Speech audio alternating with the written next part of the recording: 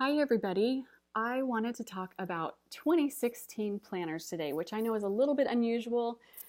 Most of us, including myself, have been thinking about our 2017 lineup. To be honest, I start thinking about mine in June, and I think that that's okay, and I could show you the lists and lists and lists that I have of all the different planners I want to use and how I want to be using them. The reason I have so many lists is because it keeps changing all the time. And I think, at least for me, I was just getting ahead of myself. I think it's totally fine to dream and to plan and to think like that, but really what I need to do is just take a step back as I'm getting ready to make decisions and find out what I actually enjoy, what it actually worked, and specifically, which is what this video is about, is the planners that actually worked for me. So I have 3 to show you that I have used consistently for this entire year. And let's go ahead and I'll show you those now. This is my Filofax Penny Bridge. This is my on-the-go planner. I have a video or 2 at least about this, and technically I have not had this the entire year, but that's not what I want to show you. This is my Hobonichi Weeks, and that is the planner that I have used, and that's what I want to show you. Okay, so I have my grocery list here. I'll get that out of the way because it's a little bit distracting. But this Hobonichi Weeks, I just call this the planner that could. I mean, it's so small, so thin, and so amazing. It just packs a punch in here. If you're unfamiliar, it's got half planner, which is months and weeks, and then half notes in the back.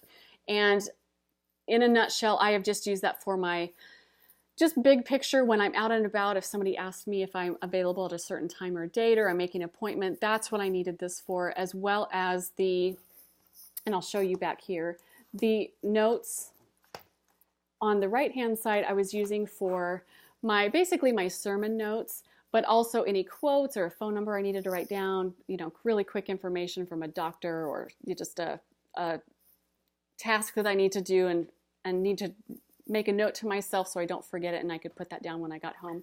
Anyway, it has worked out really, really well, and I'm going to do a really quick flip through. I still have these 2 pages in here, which are the fruit and vegetables in season and the questions to ask myself when I'm making purchases. Then I just have my Ollie clips. I started using this as a YouTube planner.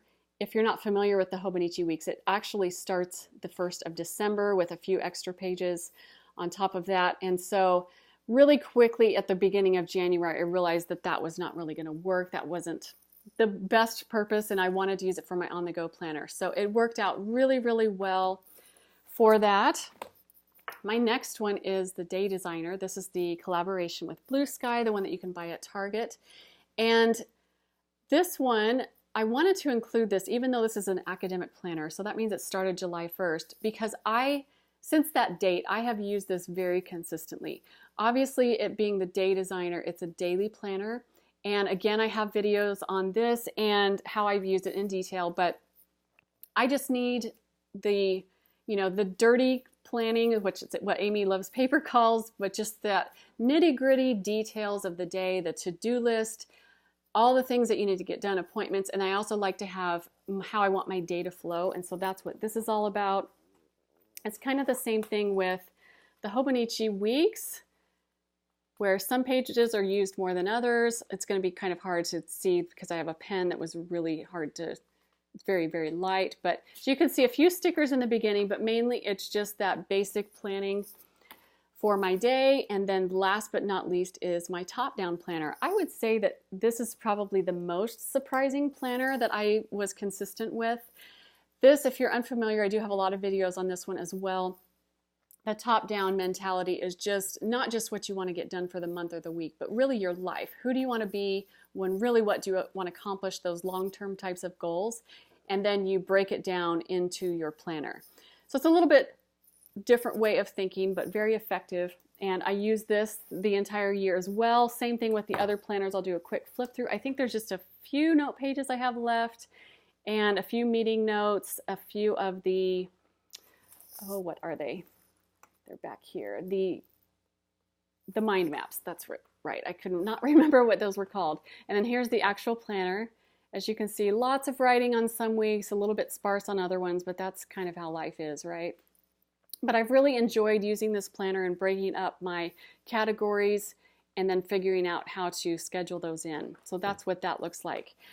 So the reason I think that it's very valuable to do this is because you learn a few things. And the two things that I learned, I'll start with obviously the different types of planners. I need something like this where it's just that, you know, the huge long-term goals and even the shorter term goals, you know, maybe the 1 to 3 years. I really need something like that. So the top-down planner is great for that. I need, on the flip side, on the very opposite side of that, I need the really minutia day details and just to how to figure that out. And then I need something on the go. Back in the day when I wasn't carrying a planner, I just had mine at home. I can't tell you how many appointments I missed, or I showed up at the wrong time or something. And so I have to have something like this. So these 3 elements I do have to include in my planning system. And then the thing that is most glaringly obvious to me is that when push comes to shove, which it really did, I would say the majority of this year, it was probably my most difficult year I've ever had. If I have to choose whether it's based on time or energy or whatever, I'm always going to revert back to who I am as a core planner, and that is functional, pen and paper only, which you can kind of see the theme throughout these 3 planners.